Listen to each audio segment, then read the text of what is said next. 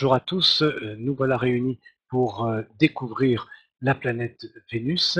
C'est la 6e vidéo dans notre série Les planètes autrement et qui est l'une des séries, l'autre étant consacrée au signe du zodiaque, de notre petit cours astrologie facile. Nous suivrons le même plan que pour les planètes précédentes, c'est-à-dire que nous verrons ce que l'astre nous montre et nous en déduirons ce qu'il signifie et nous l'appliquerons ensuite à une ou deux petites règles toutes simples relevées dans les textes anciens. Ce sont des notes de cours léguées par les maîtres passés et simplement des exemples possibles d'interprétation parmi de nombreux autres. Donc, Vénus, la dame du ciel. Voilà ce que nous montre Vénus lorsque nous pouvons la voir. Bon, à l'œil nu, on la voit très très bien, mais je veux dire par là que nous n'avons pas le détail ici, c'est une photo prise avec un télescope, mais nous allons le voir, un astre extrêmement brillant et qui a une couleur jaune, jaune clair, quand nous la regardons directement, vu de la Terre bien sûr. Ce que Vénus nous montre. En premier lieu, Vénus est extrêmement lumineuse. Comme Vénus ne s'éloigne jamais beaucoup du Soleil, eh bien, elle l'accompagne. Soit elle se lève avant lui, soit elle se lève après lui. Bien sûr, lorsqu'elle se lève avant lui, qu'il fait encore nuit, on la voit. Quand le Soleil s'est levé avant elle, eh bien, on ne la voit plus vraiment. Mais comme elle ne s'éloigne jamais beaucoup du Soleil, eh bien, elle en est l'escorte. L'autre planète de l'escorte étant Mercure, mais Mercure n'a plus rien à voir quant à la luminosité. Donc, très lumineuse, Vénus paraît dans le ciel, tantôt peu d'heures avant le lever du Soleil, et tantôt peu d'heures après le coucher de cet astre. Pourquoi après le coucher? Pour la raison inverse, si il fait jour et que Vénus se couche avant le Soleil, eh bien on ne la voit pas. Alors que si le Soleil se couche le premier et que ensuite seulement Vénus se couche, là nous pouvons effectivement la voir. Donc nous la voyons ou avant le lever du Soleil ou après le coucher du Soleil. C'est donc le matin ou le soir qu'on l'aperçoit. On la nomme aussi étoile du matin et, aussi surprenant que ça paraisse, Lucifer, ce qui veut dire porteur de lumière. Lorsqu'elle précède le lever du soleil, c'est-à-dire qu'elle est le héros, H-E-R-A-U-L-T, c'est-à-dire l'annonciateur, le porte-drapeau du soleil, elle se lève avant lui, elle l'annonce, et on la nomme étoile du soir ou étoile du berger. L'étoile du berger, c'est la planète Vénus, ou Vespère, qui représente le soir, ou les vêpres dans les rites catholiques, quand on la voit à son coucher. Et comme nous l'avons dit, avec Mercure, qui lui non plus ne s'éloigne jamais beaucoup du Soleil, elle forme l'escorte solaire. Vénus, nous venons donc de le voir, également nommée l'étoile du berger, est le premier astre qu'on observe dans le ciel lorsque la nuit tombe. Elle est extrêmement brillante, lumineuse, et vue à l'œil nu, elle est plutôt jaune, nous l'avons vu juste auparavant. À la vue, Vénus est la plus belle des planètes. Sa lumière est plus blanche, c'est un jaune très clair. D'ailleurs, quand on l'observe comme ça à l'œil nu, sans instrument, c'est presque blanc. Sa lumière est plus blanche que celle des autres corps célestes. À certaines époques, son éclat est si vif qu'on la voit en plein jour. son mouvement par rapport à la Terre, et là c'est une clé importante, nous l'avons vu pour Mars, le mouvement brusque de Mars, avec une petite boucle et ensuite un grand élan. Eh bien, rien de tout ça avec Vénus. Son mouvement par rapport à la Terre génère une fleur à 5 pétales d'une parfaite harmonie. Voilà la Terre qui est au centre, et voilà le mouvement de la planète Vénus. Et ce mouvement, avec ses boucles et ses élans, forme une magnifique fleur à 5 pétales que vous pouvez voir repris ici, d'un livre d'astronomie, bien entendu. Voilà donc la beauté, la régularité, l'harmonie de la planète Vénus. On dit souvent que Vénus est la jumelle de la Terre. Je vous ai mis la planète Vénus et la Terre côte à côte.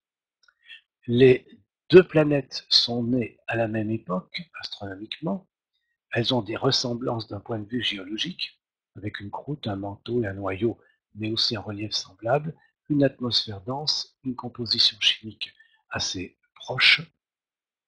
Mais la Terre, elle, apparaît bleue compte tenu aussi bien de l'atmosphère que des océans, alors que jaune est jaune clair, plus clair d'ailleurs que sur cette photo quand nous la regardons à l'œil nu, eh bien c'est Vénus. Qu'en déduire? Ce que Vénus signifie. Je vous ai mis une image d'un paysage que l'on veut harmonieux, c'est-à-dire où il y a du mouvement, de la dynamique, mais de la fluidité, sans brusquerie, sans violence. Ce que Vénus signifie, son action, mais c'est vrai pour les organes du corps par exemple, elle adoucit, elle assouplit, elle attire, elle prépare les semences et les terrains dans lesquels ces semences prospèrent. Le comportement, eh bien, nous avons un comportement qui a horreur des conflits, horreur du rapport de force. Le Vénusien, si on le met dans la multinationale où celui qui mange l'autre a gagné, risque d'avoir beaucoup de mal à en sortir indemne parce que c'est une façon de fonctionner qui lui est très, très étrangère. En revanche, c'est quelqu'un qui peut être doué pour la diplomatie, avec qui il y a toujours moyen de discuter pour trouver une solution. Même quelqu'un où s'il a deux amis qui se sont fâchés, ça va le perturber autant que s'il était impliqué dans l'histoire. Il va essayer de recoller les morceaux comme il le pourra. Dans la famille, c'est lui qui prend un petit peu le tampon entre les uns et les autres, on arrange le coup discrètement dans les coulisses pour que tout le monde s'entende à peu près bien. Et puis c'est quand même un grand affectif. C'est-à-dire que si affectivement ça va, il fonce.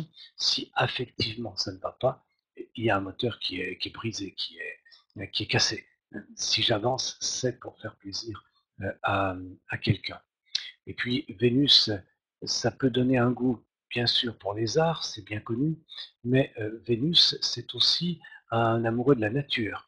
C'est bien quand il a son petit lopin de terre dans lequel il peut gratter, faire pousser quelques fleurs. Il peut également être très très bien avec les animaux. Et enfin, c'est quand même un caractère qui sait parler aux gens sans agressivité, sans essayer d'en mettre plein la vue. Là, ce sont les planètes, le feu de Mars, la luminosité du Soleil. Non, là, c'est j'inspire confiance. C'est très bien pour une clientèle avec laquelle on travaille sur le long terme, que l'on fidélise. C'est très bien si on doit s'adresser à quelqu'un de fragile, de malade, un enfant, qu'il s'agit d'amener à se confier, euh, d'amener à se sentir mieux. Donc voilà quelques exemples possibles du fonctionnement vénusien. L'anatomie, je vous laisse découvrir essentiellement euh, la sphère ORL, les reins, certains organes de reproduction, voilà pour l'essentiel. Et puis l'apparence physique, toujours un petit peu arrondie, mais en parfaite harmonie. Ni la silhouette de l'anorexique survivant par les nerfs toujours crispés, ni quelqu'un qui serait au contraire trop rond. Donc c'est un juste milieu, je dirais. Et les personnages sont plutôt des personnages féminins, l'épouse, la sœur cadette, la maîtresse, etc. Voyons une ou deux astuces d'interprétation avec toujours la même mise en garde. C'est fait pour être étudié, la règle, et ensuite appliqué avec souplesse dans des conditions différentes de celles dans lesquelles elle est énoncée. Nous avons vu l'action de Vénus, elle adoucit, elle assouplit, elle prépare les semences et les terrains dans lesquels elle prospère. Eh bien, pour un ascendant Balance, Vénus régit la maison 1, puisque l'ascendant est en Balance et que la Balance est un territoire de Vénus. Ça veut dire que la personne, le natif, a déjà tendance à savoir exercer une influence, mais par sa délicatesse, par sa sociabilité. Et si par exemple la Vénus, maîtresse de la maison 1, exerce une action sur la maison 4, eh bien la maison 4 représentant le peuple, la population en astrologie mondiale, alors que la maison 10, ce sont les gouvernants, eh bien c'est quelqu'un qui peut exercer une influence, mais plutôt par justement cette délicatesse sur la population qui l'entoure. Ensuite, vous adaptez. Si il s'agit de la maison 11, c'est quelqu'un qui peut exercer une influence par cette délicatesse soutenue vis-à-vis d'une clientèle, vis-à-vis d'un public au sens de client en relation amicale. Si c'est par rapport à la maison 7, c'est dans le sens d'un partenariat, d'une association qui peut être maintenue, poursuivie sur le long terme, de par ce comportement-là du natif. Donc vous adaptez ensuite, et c'est un excellent exercice pour chacune des règles données pour une maison particulière, de se demander ce que ça peut bien donner pour les autres maisons. Une ou deux petites règles pour le comportement.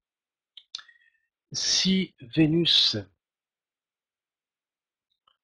n'est pas affligée par Saturne, elle n'est pas donc freinée, et là, elle peut se manifester pleinement. En revanche, si Vénus est affligée, carrée, opposition par Saturne, elle risque d'être obligée à se dépouiller de quelque chose euh, de la maison dans laquelle elle se trouve. C'est-à-dire, je peux, par exemple, sacrifier une partie de ma carrière à d'autres priorités, si c'est en maison 10 que Vénus se trouve, tout en étant affligée par Saturne. Ou je peux inversement, par exemple, sacrifier quelque chose au niveau de ma vie commune au profit de ma carrière ou au profit d'autre chose, par exemple pour protéger mes enfants, si Vénus est en maison 7, mais affligée par Saturne. Et là, vous poursuivez l'exercice quand vous avez compris le pourquoi de la règle en l'appliquant à toutes les maisons. Un vieux texte nous laisse entendre que Vénus conjointe ou bien aspectée, sextile trigone par Mars, elle adoucit la brusquerie de ce dernier, de Mars. Mais attention, c'est une main de fer dans un gant de velours, parce que c'est aussi la jonction des traits des deux planètes en question. Autre petite règle, la maison occupée par Vénus décrit les gens avec lesquels vous accepterez de coopérer. puisqu'il y a cette notion de diplomatie et de sociabilité, où les gens, pour le bien-être desquels vous accepterez quelques sacrifices. Donc il peut s'agir du frère ou de la sœur en maison 3, il peut s'agir d'un enfant en maison 5, du conjoint maison 7, etc.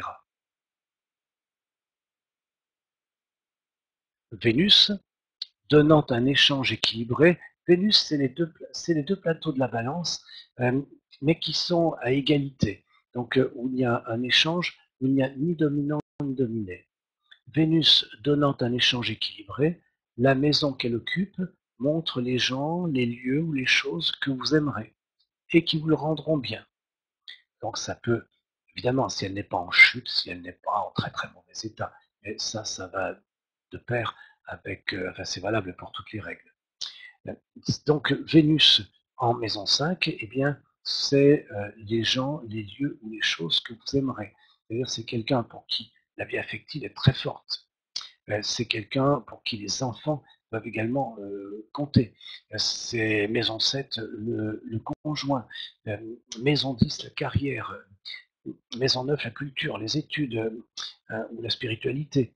Voilà, eh bien, quand Vénus s'y trouve, ça donne un échange équilibré euh, avec les attributs de cette maison-là et attributs que l'on affectionne plus particulièrement. Et enfin, quand Vénus est conjointe au Soleil, alors ça c'est un petit jeu. Vénus, c'est le sens du goût. Donc, on trouve parfois des petits aphorismes assez amusants qui valent ce qu'ils valent, mais ça peut être un petit jeu intéressant.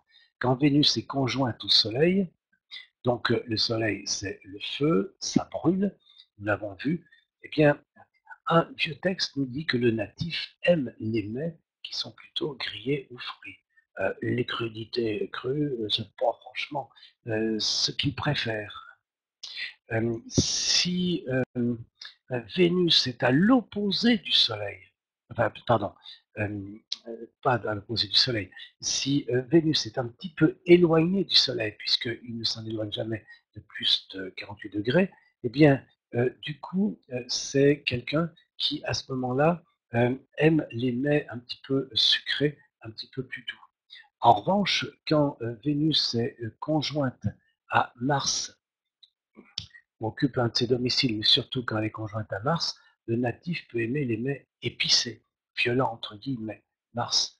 Quand Vénus est conjoint à Saturne, il peut y avoir toujours une sensation de manque, et c'est quelqu'un qui peut aimer manger. Donc voilà un petit jeu. Je me souviens, je ne l'ai pas marqué dans la vidéo sur la Lune, mais je me souviens d'un petit texte du même genre où la, quand la personne a un petit peu bu, eh bien, parfois on peut avoir, certains ont le vin triste, d'autres le vin gai, eh bien, comme la Lune représentait justement le mental, les mécanismes du mental, le petit texte en question nous disait que euh, les planètes aspectant la Lune, eh bien, nous indiquait le comportement de la personne quand elle avait bu un petit coup de trop et qu'elle se lâchait, en tout cas que ses barrières cédaient un peu. Donc voilà des petites règles amusantes que vous pouvez adapter. Et voilà quelques règles un petit peu plus sophistiquées touchant d'autres domaines, la profession, l'anatomie, etc., que je vous laisse découvrir et surtout travailler. Nous avons donc vu Vénus, nous avons vu cette étoile à 5 branches parfaitement équilibrée. Euh, c'est une pomme que l'on a coupée. Et en fait, cette étoile représente le mouvement de cette planète Vénus. Nous avons vu que elle, elle appartenait à l'escorte du Soleil. Nous avons vu que cette harmonie se retrouvait également dans le comportement.